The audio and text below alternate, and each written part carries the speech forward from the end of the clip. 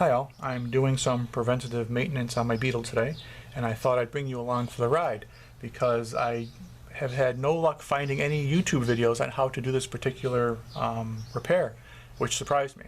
So what we're going to do today is we're going to replace the steering coupler in my Beetle. Now what does a steering coupler do? Well, you have a steering box that's connected to your front wheels on the car, and you have a steering column which connects to the steering wheel inside your car. And the two obviously have to be connected together for you to be able to steer the car. Now the two are not bolted directly to each other, they connect through this coupler.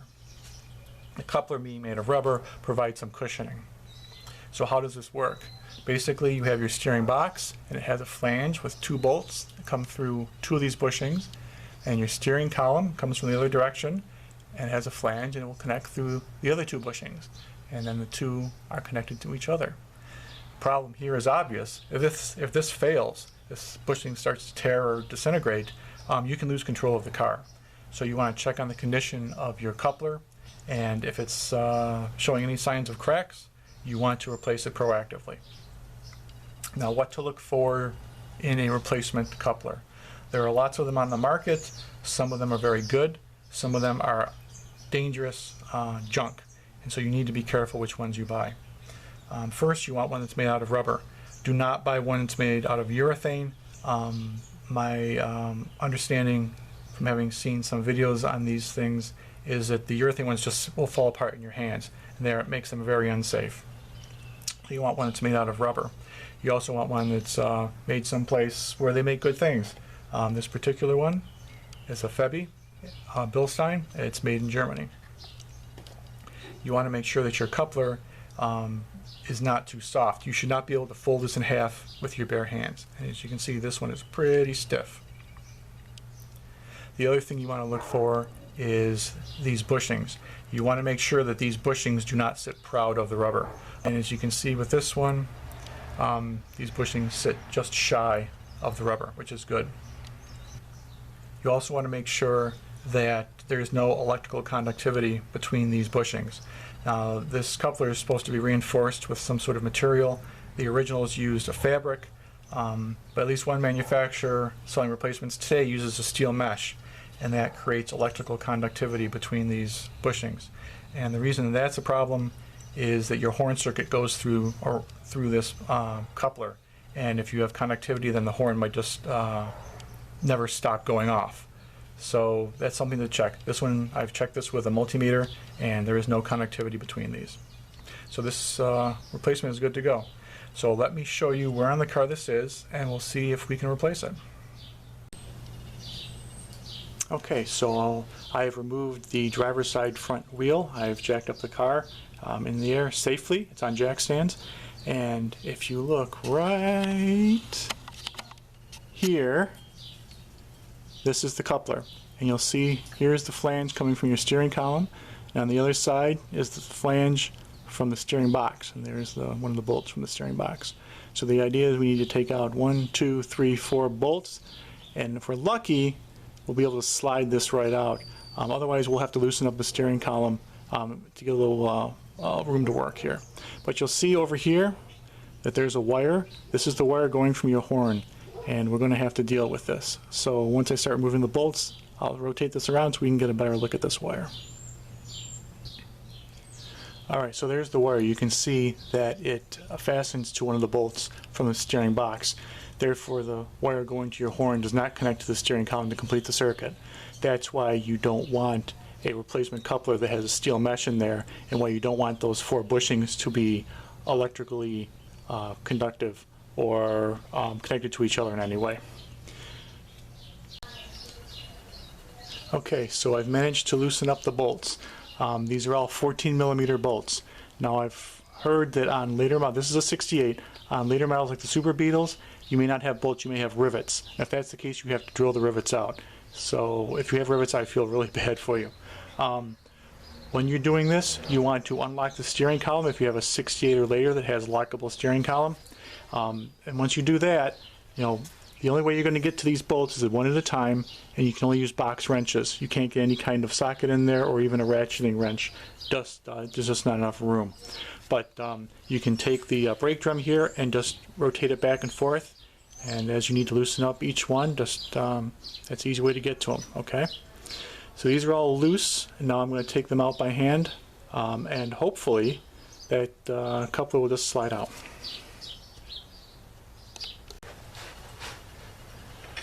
Okay, so what I've done is I first removed the bolts that were coming from the steering box. So the head of the bolt was on this side, and then the nut was on this side.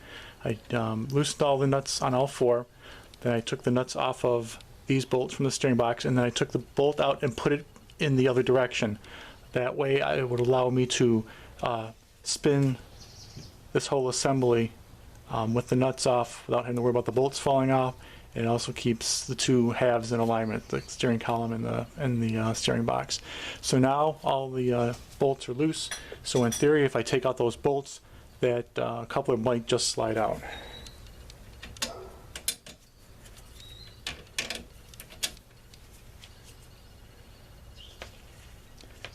Looks like we've got a couple different kinds of bolts here.